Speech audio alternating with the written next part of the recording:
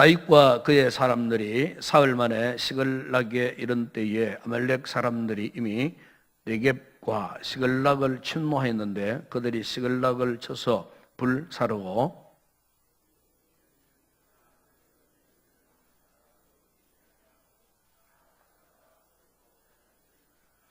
다윗과 그의 사람들이 성읍에 이르러 본즉 성읍이 불탔고 자기들의 아내와 자녀들이 사로잡혔는지라.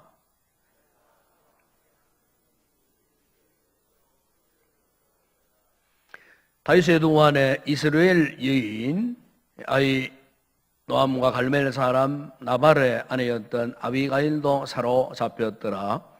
백성들이 자녀들 때문에 마음이 슬퍼서 다윗을 돌로 치자 하니 다윗이 크게 다급하였으나 그의 하나님 여호와를 힘입고 용기를 얻었더라.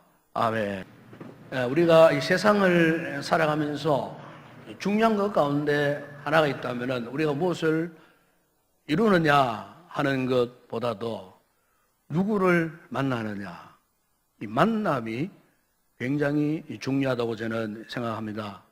즉 어떤 사람을 만나며, 어떤 친구를 만나며, 또 어떤 배우자를 만나며, 어떤 스승을 만나며, 또 믿음 생활하고 있는 우리는 어떤 교회를 만나며, 어떤 목사님을 만나며, 그리고 어떤 리더를 만나느냐에 따라 갖고 우리의 인생이 완전히 달라질 수가 있기 때문에 이 만남이라는 것이 이처럼 중요하다는 거죠. 우리 인생의 어떤 결정적인 시점에서 누구를 만남으로써 내 인생이 한 단계 업그레이드 될 수도 있고 또 누구를 잘못 만남으로 인해 갖고 내 인생이 추락할 수도 있다는 겁니다. 이 개인적인 능력도 마찬가지입니다. 내가 누구를 만남으로써 나의 잠재되어 있던 능력이 이제는 빛을 발하여 갖고 참으로 놀라운 일들을 하게 되는 그런 사람이 있는가 하면은 개인적으로는 충분한 능력을 갖고 있음에도 불구하고 잘못된 만남 때문에 그것이 잘못 사용되어짐으로 말미암아 인생의 위기를 당하는 그와 같은 분들도 우리가 주변에서 볼 수가 있습니다. 오늘 우리의 신앙생활에서도 그렇습니다. 하나님께서 우리에게 주시는 여러 가지 축복들이 있습니다만은 그 가운데에서도 하나님께서는 항상 우리로 하여금 이 좋은 사람을 만났도록 항상 하나님께서 그렇게 역사하고 계신다는 겁니다. 바로 그 좋은 사람과 좋은 관계를 계속 우리가 형성해 나감으로써 하나님의 그 예비해 오신 놀라운 축복들을 또 우리가 누리며 살 수 있도록 항상 하나님께서는 사람을 통해서 사람과의 만남을 통해서 역사하고 계시는 것을 우리가 볼 수가 있습니다. 이처럼 우리가 세상을 살아가면서 가정에서든지 아니면은 직장에서든지 교회에서든지 이렇게 건강한 관계를 맺으며 살아간다는 것은 굉장히 중요한 것입니다. 그런데 이런 건강한 관계를 이루기 위해서 우리가 몇 가지 관계를 생각을 해야 되는데 먼저 중요한 것은 자기 자신과의 관계입니다.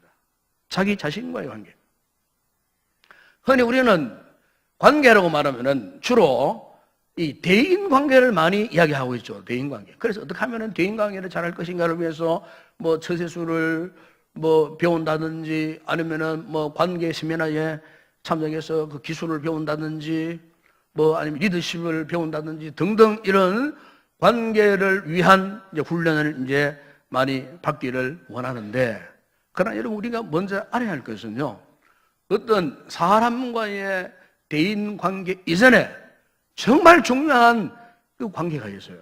그게 바로 나 자신과의 관계예요. 여러분 자신과의 관계, 이 관계를 어떻게 맺고 있느냐. 이게 정말로 오늘 우리의 삶에 중요한 거예요. 왜냐하면 모든 관계의 출발점은 바로 자기 자신과의 관계에서 출발하기 때문에 그렇다는 겁니다. 그 예수님께서 일찍이 마태복음 22장 39절에서 성경의 중요한 두 계명을 말씀하시면서 첫 번째 계명은 하나님을 사랑하는 것이고, 그리고 두 번째 계명은 내 이웃을 네 자신같이 사랑하라 그랬어요. 옛날 번역에는 네 몸까지 사랑하라 했지만 최근 번역에는 네 자신까지 사랑하라. 여기 여러분 이 말씀 보십시오. 왜 예수님께서 이 두 번째 계명을 말씀하시면서 네 자신과 같이 사랑하라 그렇게 말씀하셨을까요? 그것은 역설적으로 표현하면은 자신을 사랑하는 만큼 이웃을 사랑할 수 있다는 말씀이에요. 자신을 제대로 사랑하지 못하는 사람은 절대로 이웃을 사랑할 수 없어요. 내가 내 자신을 사랑하지 못하는데 어떻게 다른 사람, 다른 이웃을 사랑할 수가 있겠습니까?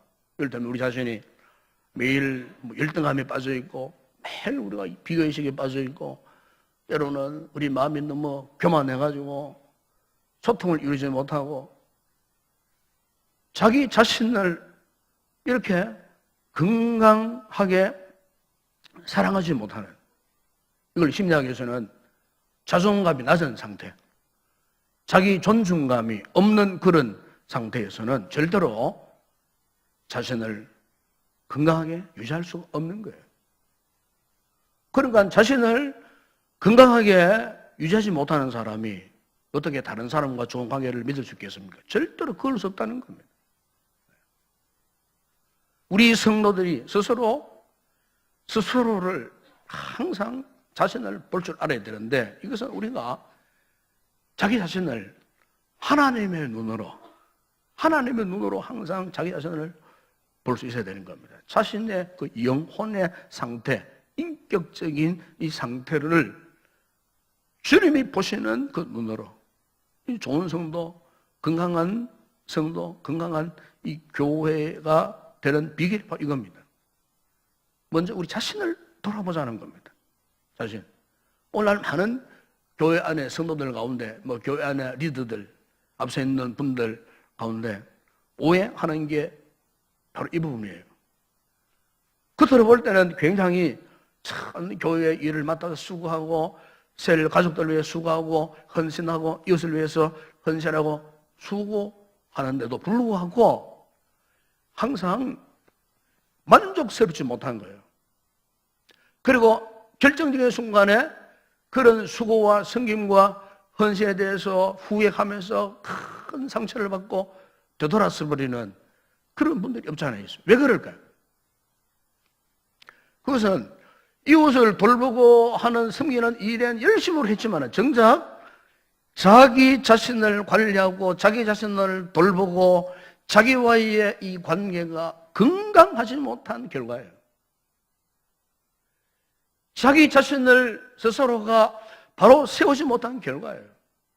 그러면요, 겉으로는 실컷 수고하고 실컷 헌신하고 애썼지만은 결국에는요 항상 후회 막급하고 항상 실망에 차이고 항상 상처를 받고, 그것은 자기 자신을 건강하게 세우지 못한 결과라는 것입니다. 국가 지도자가 되려고 하면은 국민을 돌보기 전에 먼저 자기를 돌봐야 돼요. 대통령이 되려고 하는 사람은 국민 핑계하지 말고 자기 자신을 건강해야 돼요. 자기 자신의 사고나 생각이나 판단이나 정서나 이런 것들이 건강해야 돼요. 자기와의 관계가 정상적이고 자기와의 관계가 건강해야 돼요. 그래야 대통령이 자격이 있어요. 정치인이 되려고 하면은 자기와의 관계가 정직해야 돼요. 그렇지 못하면은 절대로 훌륭한 국가 지도자가 될 수가 없다는 겁니다. 여러분 가정으로 돌아와서 우리 부모님들이 자녀들에게 좋은 부모가 되려고 하십니까? 그러면요 부모님 스스로가 자기 자신을 잘 돌봐야 돼요. 자기가 정말로 자기와의 그 관계가 확실하냐 건강하냐 이게 정말 중요한 거예요. 저도 목회자입니다만 이 목회자가 교인들을 잘 돌보기 위해서는요 무엇보다 자기 자신, 자기 가족, 자기 가정과 관계가 정확하게 건강하게 맺어지지 않으면 건강한 목회를 할 수가 없어요. 자기와의 그 관계를 설정하지 못하면 절대로 우리가 다른 어떤 관계를 더 이상 발전시켜 갈 수가 없다는 것입니다. 유명한 이 크리스찬 작가 가운데에 프레드릭 보너라는 분이 있는데 그분이 쓴 글에 이런 내용이 있어서 제가 인용을 해 드립니다. 거기 보면은 만약 당신의 딸이 급류에 휘말려 허우적된다고 하자 그 위험한 급류에 같이 뛰어들겠는가? 그렇게 되면 둘 다 빠져 죽을 뿐이다. 이때야말로 당신이 가장 냉정하고 침착해야 할 때이며 평소와는 비교할 수 없을 만큼 강해질 때다. 일단 물밖 둔덕에 당신의 몸을 의지하고 손을 내밀어야 한다. 그 냉정함이 결국은 둘 다 사는 길이다. 타인을 돌볼 수 있도록 당신 자신을 먼저 돌보라. 여러분 그렇지 않겠습니까? 지금 사랑하는 딸이 물에 빠져 허우적거리고 있어요. 그러면요 급한 나머지 그냥 급류에 뛰어들어 버린단 말이죠. 그럼 결국 대개는 다 그렇잖아요. 딸도 죽고 아버지도 죽고. 그러나 침착하게 이때일수록 둔덕하게 나뭇가지에 끈을 묶어 달고 자기 몸을 달고 물에 뛰어들어가서 그렇게 해서 딸의 손을 잡고 그렇게 구출해 낼 수가 있다는 거예요. 먼저 자기 몸을 의지하지 않으면은 절대로 급류에 휩쓸린 그 귀한 생명을 구해낼 수가 없다는 그런 이야기를 하고 있는 거예요. 그만큼 이 자기 자신 관계가 중요하다는 것을 이 작가는 그렇게 표현을 했던 것입니다. 이 같은 모습은 오늘 보면 여러분 보시면은 다윗의 경우도 바로 그러했습니다. 다윗이 이스라엘 왕이 되기 전에 경험했던 위기 상황을 지금 말씀하고 있습니다. 자신을 따른 무리를 이루고 지금 한참 지금 광야에서 이 도피 생활을 하는 가운데 어느 날 광야에서 자신의 성읍으로 돌아와 보니까 잔인하게 소문난 아말렉 군대들이 쳐들어와 가지고 성읍을 불태우고 재산을 약탈해가고 그리고 자신의 아내들과 자식들로 다 잡아가 버린 거예요. 그러니까 조금 전까지만 하더라도 잘 따르던 부하들이 이 지도자인 다윗을 향하여 원망을 하고 그리고 이제는 다윗을 향하여 돌을 던지려고 하는 이런 참으로 극박한 상황 속에 빠져 있었어요. 믿었던 부하들이 등을 돌리고 돌을 던지려고 했다는 겁니다. 그 상황 속에 어느 누구 하나도 다윗 편에 서는 사람이 아무도 없었어요. 다윗을 위로하는 사람도 없었어요. 모두가 다윗을 거부했어요. 참으로 힐렐단신, 그 누구에도 호소할 길이 없는, 도움을 요청할 길이 없는 그런 딱한 상황 속에 놓여 있을 때에 오늘 부분에 보시면은 다윗이 바라볼 수 있던 것은 오직 하나님 외에 다른 대상이 없었어요. 그 6절에 보면 이렇게 말씀하지 않습니까? 백성들이 자녀들 때문에 마음이 슬퍼서 다윗을 돌로 치자 하니 다윗이 크게 다급하였으므로 그의 하나님 여호와를 힘입고 용기를 얻었더라. 그렇게 말씀하지 않습니까? 무슨 말씀입니까? 다윗이 그 같은 위기 상황 속에서 취한 반응이 뭐냐면은 홀로 하나님 앞에 엎드려서 눈물로 기도한 거예요. 기도하면서 자신을 깊이 살펴본 거예요. 자신의 몸과 마음을 추스리고 재정비하면서 그러면 하나님 부어주시는 그 힘을 얻게 되었어요. 그래서 용기 백배하여 다시 일어났다는 겁니다. 다윗의 이 확고부능한 이 모습을 본 부하들이 그 앞에 손을 들었어요. 그리고 다윗이 그들을 장악했습니다. 그리고 아말렉 조석을 쫓아가서 역습을 감행했습니다. 그리고 잃어버렸던 모든 것들을 다시 찾아 돌아오는 모습이 바로 사무엘상 30장에 기록되어 있는 것을 볼 수가 있습니다. 자, 여러분, 오늘 우리가 건강한 이 신앙생활을 하고 건강한 이 교회 생활을 하기 위해서는요, 이렇게 그 어떤 관계보다도 자신을 스스로 이렇게 건강하게 관리하는 것이 최우선이라고 한 것입니다. 자신과의 관계가 분명하지 못하면은 다른 어떤 관계도 이룰 수가 없다는 것을 말씀을 하고 있는 것입니다. 그 다음에 또 하나 우리의 건강한 관계를 맺기 위해서 또 하나 우리가 맺어야 할 관계가 있는데 그것은 내가 따라야 할 사람들과의 관계. 이 관계가 건강해야 됩니다. 내가 존경하고 따라가야 할 그 관계가 정말 건강해야 된다는 거죠. 이 대부분의 사람들은 이런 생각을 하고 있죠. 남 밑에서 일하는 걸 좋아하는 분들은 거의 없어요. 그래서 차라리 용의 꼬리가 되기보다 닭의 머리가 되겠다 하는 이런 마음을 갖고 있는 거예요. 특히 요즘 우리 시대를 보게 되면은 저는 그렇게 생각해요. 요즘처럼 이 반권위주의 시대가 없었습니다.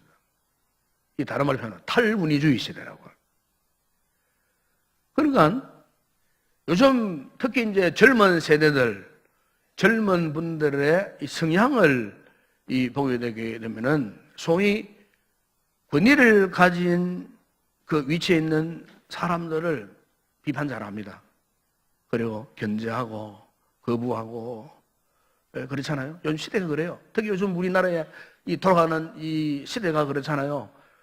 대통령의 권위를 믿지 못하고 그룹 재벌 회장들의 권위를 믿지 못하고 회사의 사장의 권위를 믿지 못하고 학교에 돌아가면은 학교에 교수나 선생님들의 권위를 믿지 않고 또 교회로 돌아오면은 목회자의 권위 인정하지 않고 가정으로 돌아가면은 심지어 자녀들은요 부모의 권위까지도 거부해 버립니다. 모든 종류의 권위가 사실은 요즘 시대에 땅에 떨어져 있다고 보면 옳은 거예요. 이런 탈권위주의 시대에 우리 그리스도인들은 과연 어떤 자세를 가져야 하느냐 그 말이에요.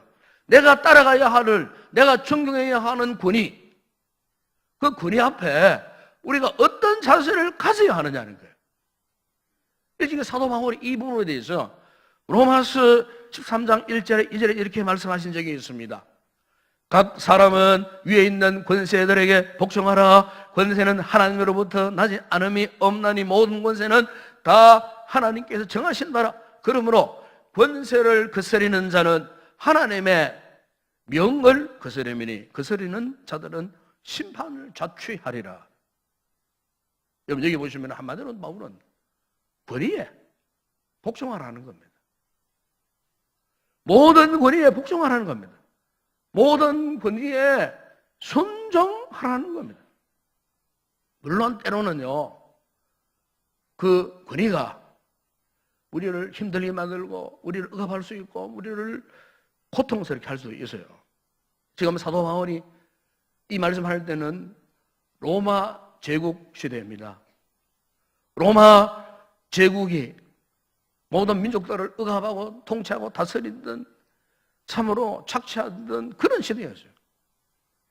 그럼에도 불구하고 이 사도 바울이 당시 그리스도인들에게 로마 교회 성도들에게 요청하는 것이 뭐냐면은 모든 권위, 권세 위에 권세 앞에 너희들은 순복해라. 순종하라는 거예요. 아마 이 이야기를 요즘 젊은 이 세대에 들으면 상당히 거부할 만한 그런 내용이에요. 여러분, 저 북한 땅에 지금 우리 크리스찬들이 지하교회 성도들이 공식적으로 한 40만 명이 있다고 합니다. 40만 명. 40만 명이 있는데 그들 한 대부분은요 지금 핍박 속에 있어요. 특히 이제 그 북한 내 산재되어 있는 정시범 수용소에 특별 이제 감방이 따로 있어요. 이것은 탈북, 거기에서 탈출한 탈북자가 이제 알려준 내용입니다만은 거기에 지금 6, 70년 동안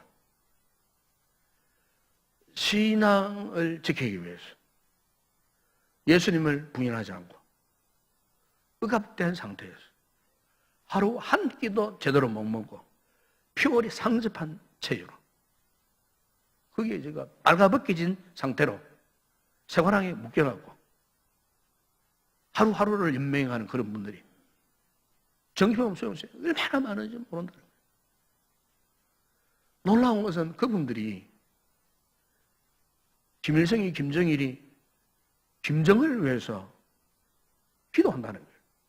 심지어 자유대한 남한 땅에 있는 한국 교회 성도들을 위해서 기도한다는 거예요. 원망 불평하지 않고 눈물 흘리고 신앙을 사수하면서 생명 걸고 기도한다는 거예요. 보십시오. 그것보다 더 억압된 상태가 어디 있겠습니까? 악의적인 군이 밑에서 착취를 당하고 능욕을 당하면서까지도 그들이 신앙을 저버리지 않고 오히려 자유인들을 향하여 눈물을 흘리고 기도하고 있는 그 북한 지하교회 성도들의 모습을 보십시오. 우리가 영적으로 볼 때에 우리 앞에 순종한다는 말이, 순복한다는 말이 바로 이런 뜻인 거예요. 좋은 사람, 좋은 군이, 선한 군이 밑에서만 우리가 순복하고 따르는 것이 아니고, 때로는 우리에게 감당할 수 없는 억압된 군의자가 나타나갖고 우리를 착취하고 괴롭히고 고통을 당하게 한달지라도 그 군의 앞에 우리가 묵묵히 순종해야 함은 바로 하나님께서 허락하신 것이기 때문에, 바로 그와 같은 지옥 같은 상황 가운데서도 그들의 믿음을 지켜나가게 만드시고 은혜를 유지하도록 만들어 가시는 하나님의 이 섭리를 믿는 신앙을 가진 성도들은 비록 그 권위가 험악하고 악하다 할지라도 그 권위 앞에 묵묵히 참고 인내하고 엎드리고 순복하게 된다는 거예요. 왜요? 그러면 머지않아 반드시 주님의 때가, 은혜의 때가 오기 때문에. 그래서 여러분, 우리가 구약성경을 보게 되면은 다니엘, 요셉, 느헤미야 등등 이 같은 인물을 보십시오. 다니엘은 바벨론 포로 생활에 끌려갔습니다. 느부갓네살 역대 왕들, 그는 90년 동안 살아가면서 이방의 그 군이 앞에 어땠습니까? 철저하게 순복했습니다. 요셉이 애굽으로 종으로 팔려갔어요. 애굽의 바로 왕의 군이 앞에 철저하게 순복했습니다. 느헤미야 페르시아의 악사상 왕 앞에 철저하게 그는 순복했습니다. 그랬을 때에 보십시오. 하나님 믿지 않는 그 이방의 왕들이 오히려 감동을 받았어요. 이방 사람들이 감동을 받았어요. 그리고 그들이 선한 영향력을 끼치면서 오히려 그들을 존중행을 받는, 그래서 그들을 통하여서 하나님의 나라가 확장되어 갔던 것을 우리가 성경을 통해서 볼 수가 있는 것이죠. 여러분, 오늘 우리가 이 군의 문제를 이런 관점에서 우리 성도들은 볼 수 있어야 한다는 거죠. 오늘 이 시대에 살고 있는 우리 모든 그리스도인들도 마찬가지입니다. 그 어떤 군의 앞에서도 우리는요, 진실해야 되고 정직해야 되고 성실해야 됩니다. 그 군의자를 우리가 때로는요, 이해할 때는 이해해줘야 되고 때로는 배려할 때는 배려도 해야 될 것입니다. 여러분, 그러기 위해서는 우리 젊은 이 세대들, 특히 젊은 세대들은 우리 기성세대, 우리 어른들, 선배들을 이해하고 존중히 여겨야 합니다. 크리스찬 젊은 세대들은 그 어떤 자들보다도 이게 정말 중요한 것 같아요. 이런 말이 있습니다. 가장 미래지향적인 삶은 너의 미래를 미리 살아온 사람들에게 순종하고 사귀는 것이다. 그러니 10년 이상 앞서 인생을 살아본 사람들과 계속 관계를 맺어라. 대화하라. 그렇게 이야기했어요. 인생 선배를 선배답게 대우를 하라고 말입니다. 내가 따라가야 할 사람들과의 관계를 건강하게 유지할 때 바로 그 사람이 성공적인 인생을 살아갈 수가 있다는 것입니다. 그리고 또 하나 우리가 건강하게를 맺고 살아가기 위해서는 이제는 나를 따르는 사람들과의 이 관계를 맺는 것 정말 중요합니다. 나를 따르는 사람들. 그냥 우리가 말하는 가운데 개구리 올챙이 시신을 모른다고 자기가 직장에 부하였을 때는 참 그토록 이 사람에게 모진 비판을 당하고 욕을 얻어먹고 부잠도 많이 당하고 그렇게 막 어렵게 직장생활을 했어요. 그 직장생활에 승승장구해가지고 자기가 이제 어느 정도 이제 포지션이 상사가 되었어요. 그런데 자기가 부하였을 때는 그토록 어려움을 당했을 때 나는 절대로 앞으로 상사가 되면은 절대로 부하들을 저렇게 안 다스리겠다고 했던 사람이 정작 그가 상사가 딱 되었을 때는 더 지나치게 부하들을 욕대하고 어렵게 만들고 힘들게 하는 아주 지독한 보수가 되었다고 하는 그런 이야기 있지 않습니까, 여러분? 가정에서도 마찬가지로 여러분, 이 고부관계 보게 되면은 이제 시집 와가지고 무슨 시어머니 밑에서 막 온갖 어려움을 당하고 비판을 당하고 막 눈물 흘리고 힘들을 했잖아요. 그러면서 나는 앞으로 시어머니가 되면은 절대로 내 며느리를 이렇게 안 다룰 것이다. 그런데 정작 그분이 이제 나이가 들고 이제 시어머니가 되었어요. 그런데 아니나 다를까? 예? 오히려 더 며느리를 괴롭히고 비판하는 무서운 시어머니로 자신도 모르게 그렇게 바뀌어진 모습을 본다는 그런 이야기를 하는 것입니다. 여러분, 왜 그럴까요? 아래 사람과의 소통이 부재하면은 그렇게 될 수밖에 없습니다. 이 기성세대와 신세대 간의 이해 부족 때문에 그렇다는 거죠. 명절이 되면은 이제 가족들이 이렇게 모이잖아요. 멀리 있던 자녀들이 찾아오고 부모님이 찾아오시고 이렇게 해서 부모와 자녀 간의 이 대화 속에 그런데 앉아가지고 이렇게 이제 대화를 나눕니다. 나누면 뭔가 모르는 이게 충돌이 나는 거예요. 이 젊은 세대는 부모님과 뭐 이제는 대화할 그것도 없고 대화와 여지도 없고 소통도 이루어지지 않고 아예 입을 닫아버려요. 여러분, 제가 태어났던 그 1950년대만 하더라도 우리나라 국민소득이 70불, 80불, 100불도 안 됐습니다. 50년대, 우리나라 50년대는 전쟁 이후에 소득이 그 7, 80불, 100불도 안 되는 그런 시대였어요. 저희 집에 아이들이 태어날 때는 한 3,000불, 4,000불 시대였습니다. 지금은 이제 3만 불 시대라고 그렇게 말하지 않습니까? 지금 3만 불 시대. 그런 거 보십시오. 경제적인 차이가 80불에서 3만 불. 이것은 엄청난 차이인 거예요. 문화적인 수준도 엄청난 차이인 거예요. 엄청난 차이. 그러니까 요즘 우리 어른들하고 이 젊은 세대, 20대들하고 이야기가 통합니까? 이야기가 안 통합니다, 이야기가. 대화가 안 되는 거예요, 대화가. 대화가 안 되는 거예요. 한때 TV 드라마 가운데에 아마 여러분 많이 보셨겠지만은 응답하라 1988이라고 하는 드라마가 있었어요. 한때 이 드라마가 시청률 40% 육박을 했습니다. 저도 너무 재밌어가지고. 왜 그 재밌었냐면은 80년대에 우리가 참 80년대 어렵게 살았을 때의 그 모습, 그 드라마의 세팅, 그 모든 부분들이 어쩌면은 그때 어렵게 살았던 그 시대에 그 뭐 이렇게 뭐 가구라든지 TV라든지 이런 것도 그냥 그대로 다 그 TV 화면에 다 남겨져 나옵니다. 그걸 보면은 옛날 생각이 나가지고 옛날 향수가 나가지고 막 너무너무 재밌게 봤어요. 너무너무.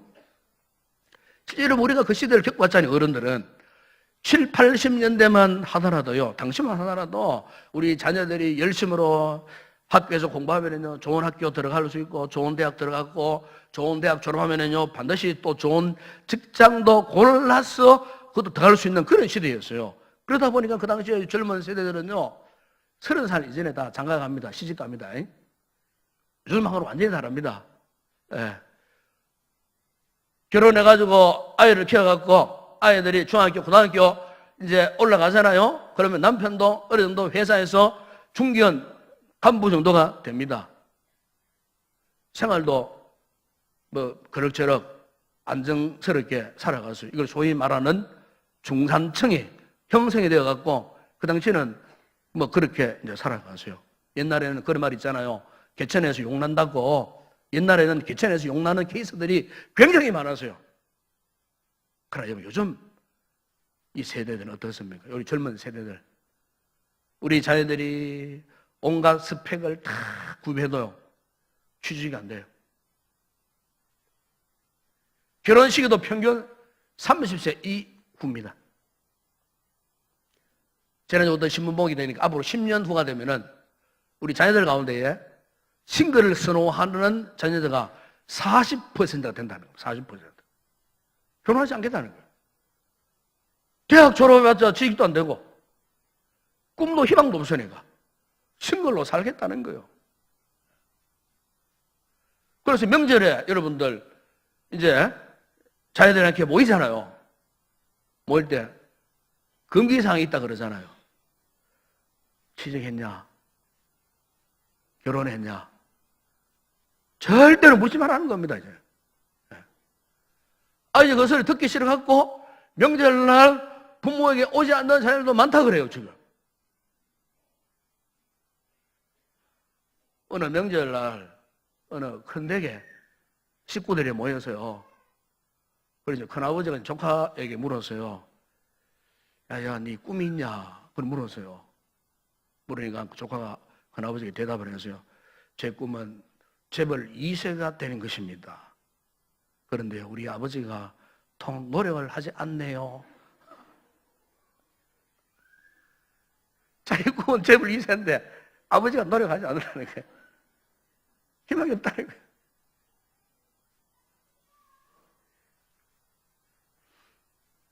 여러분, 우리 자녀들과 우리 부모님들과의 소통이 정말 중요한 것 같아요. 부모 입장에서는 너무 권위의식적으로 자녀들을 대하면 젊은 자녀들은 부모를 토의시합니다. 거부합니다. 중요한 것은 우리의 참 젊은 세대들의 암담한 이 시대의 상황을 이해하고 위로하고 배려하고 무엇보다 대화해서 소통을 이루고, 이게 정말 중요한 것 같아요. 이게 바로 다른 자들과 다른을 받는 사람들의 아름다운 그런 관계 유지가 아닌가, 저는 그렇게 생각을 해봅니다. 부모된 우리 인생 선배들이 살아옴으로써 참으로 자녀들에게 모범을 보이고, 그래서 그들에게 감동을 불러일으키고, 그렇게 할 때에 참으로 나를 다른 사람들과의 이 관계가 정말 아름다운 관계로 성화되지 않을까, 저는 그렇게 생각해 보는 것입니다. 여러분, 우리 신앙생활에서 참 중요한 것은 만남이고 관계 맺기입니다. 무엇보다 우리 스스로가 자기 자신과의 관계를 잘 세워나가야 됩니다. 항상 자신을 돌아봐야 돼요. 그리고 내가 따라야 할 사랑과의 관계 속에서 그 주어진 권위 앞에 그 권위를 인정하고 겸손히 믿음으로 순종하는 자세가 필요하고, 그리고 나를 따르는 사람들과의 관계가 이해되어지고 앞선 자로서의 삶의 모범을 보이고 감동을 줄 때 그야말로 우리 모든 성도들이 이 같은 아름다운 만남과 건강한 관계를 통하여서 삶의 기쁨과 행복을 만끽하는 그런 복된 삶이 될 줄로 믿습니다. 기도하겠습니다. 우리 아버지 하나님, 참으로 감사합니다. 어제는 명절날 참으로 온 가족들이 함께 모였습니다. 아름다운 시간, 즐거운 시간을 지나다가 오늘 거룩한 성일날 이곳에 우리가 올라왔습니다.